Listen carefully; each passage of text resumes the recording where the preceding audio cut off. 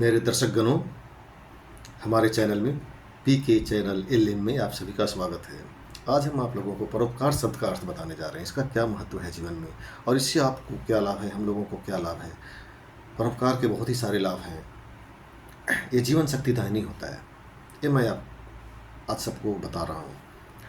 आत्मार्थम जीवलोके अस्मिन् को न जीवति मानवः परम परोपकारार्थम यो जीवति स जीवति।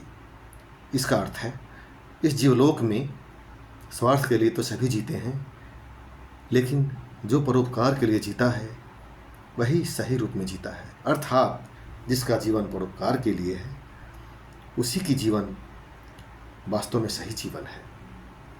परोपकार का अर्थ क्या होता है? दूसरों की निस्वार्थ भावना से सेवा करना, किसी का भला और दुखों का निवारण करना निष्काम भाव से ही परोपकार होता है। हम घंटों घंटी बजाते हैं, गंगा स्नान करते हैं, और जब कोई परेशान व्यक्ति को मात्र 20 रुपए की ज़रूरत है जिससे उसकी जान बच सकती है, उसकी तड़प खत्म हो सकती है, उसकी प्यास बुझ सकती है, उसका समस्या का समाधान हो सकता है, और हमारे 20 रुपए खर्च करने से अगर उसका इस समस्या का समाधान हो जाता है और उस समय हम उससे विमुख हो जाते हैं, सर घुमा लेते हैं, तो समझिए कि जितना भी हम घंटों घंटी बजाते हैं, गंगा स्नान करते हैं, ये सब निष्फल हो जाता है। तो घंटों घंटी बजाना, गंगा स्नान करना, पूजा करना, मंदिर में नमन करना, ये सब बहुत ज़रूरी है। यही तो माध्यम है भगवान से जुड़ने का, ईमानदारी पैदा करने का, नैतिकता पैदा करने का। अगर ये सब हम नहीं करें तो कभी भी अच्छा वातावरण, दैविक वातावरण बन ही नहीं सकता है। दैविक वातावरण बनाने के लिए, भगवान के नज़दीक आने के लिए स्मरण करना, गंगा स्नान करना, घंटों घंटी बजाना अति आवश्यक है। लेकिन यह सुफल तभी होगा जब इसके साथ एक और चीज़ जोड़ेंगे, वो भावना दान और थोड़ा परोपकार का। अगर आपके 20 रुपए खर्च करने से किसी की जान बच जाती है तो आप मुख ना मोड़ें, अवश्य कर दें। अगर वहाँ आप कंजूसी कर देते हैं, अपनी 20 रुपए की कंजूसी करते हैं और कोई परेशानी में पड़ जाता है, बहुत गंभीर परेशानी में पड़ जाता है, तो यह कंजूसी किया जाना आपके लिए समझिए कि निष्फल हो जाएगा। जितना भी आप गंगा नहाते हैं, घंटों घंटी बजाते हैं, वह सब निष्फल हो जाएगा। तो घंटों घंटी बजाना, घंटों गंगा स्नान करना, पूजा पाठ करना, ये सब बिल्कुल ही ज़रूरी है। लेकिन उसके साथ साथ जो मैंने समस्याएं बताई कि आपके समाज में अगल बगल में कोई अगर परेशान है, आपकी थोड़ी मदद से अगर उसका निवारण हो सकता है, अगर ये आप नहीं करते तो जितना भी आप धर्म के लिए कर रहे हैं, जो मैंने पहले अभी हम लोगों ने वर्णन किया, वह सब निष्फल हो जाता है।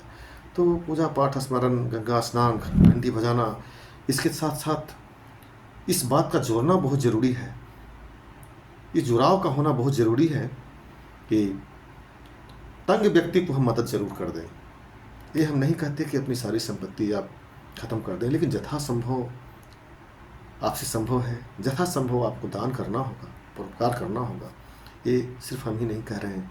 पंजाबी समुदाय में जितने भी लोग कमाते हैं उसका कुछ % वो दान देते हैं, उसी से भोजन लंगर चलता है।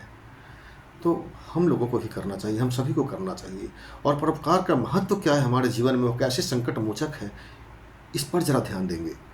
जिस तरह से हम बैंक में पैसा जमा करते हैं और इमरजेंसी में वहाँ पैसे काम आता है, जब इमरजेंसी आया तो उसमें से पैसा निकाल के हम खर्च करते हैं, बीमारी में खर्च करते हैं, इमरजेंसी में खर्च करते हैं, शादी विवाह में खर्च करते हैं। तो बैंक स्टॉक का महत्व है। उसी तरह से धर्म स्टॉक का महत्व है। धर्म स्टॉक कैसे बढ़ता है?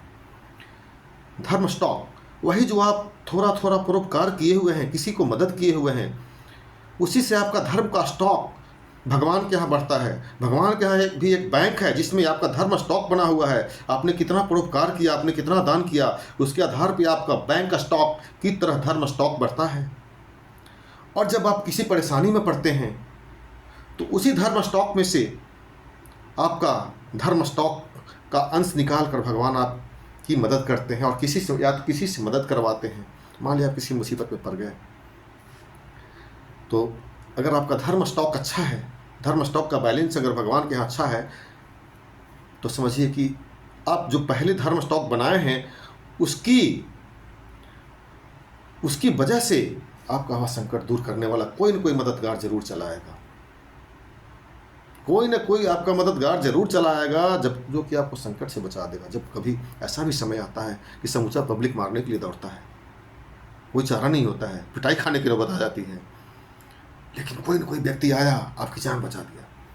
ये जानते हैं क्या है? आपके द्वारा किया गया परोपकार का फल है। कभी आपने कोई परोपकार किया होगा, जो धर्म स्टॉक में, बैलेंस में भगवान के यहाँ जमा होगा, वहाँ से धर्म स्टॉक का अंश निकाल कर भगवान किसी को भेजे आपको बचाने के लिए।